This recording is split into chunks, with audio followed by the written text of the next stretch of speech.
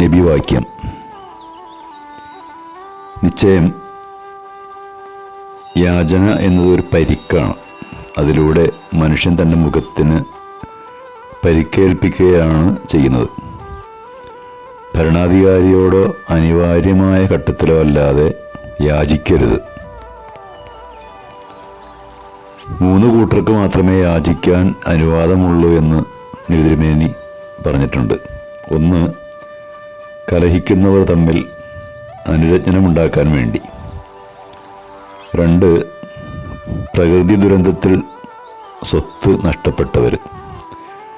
അവർക്ക് അവരുടെ ജീവിതോപാധി ലഭിക്കുന്നത് വരെ മറ്റുള്ളവരോട് സഹായം തേടുന്നതിൽ വിരോധമില്ല. 3, കടുത്ത ദാരിദ്ര്യം മൂലം അവശരായവർ. അവർ ദരിദ്രരാണെന്ന് സത്യസന്ധരായ 3 പേരെങ്കിലും സാക്ഷ്യപ്പെടുത്തണം.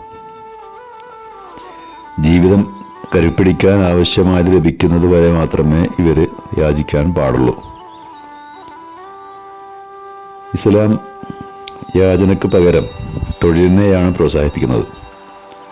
മറ്റുള്ളവരോട് യാചിക്കാതെ സ്വയം ഉൽപാദനക്ഷമതയുള്ളവരാകാൻ ഇസ്ലാം കൽപ്പിക്കുന്നു.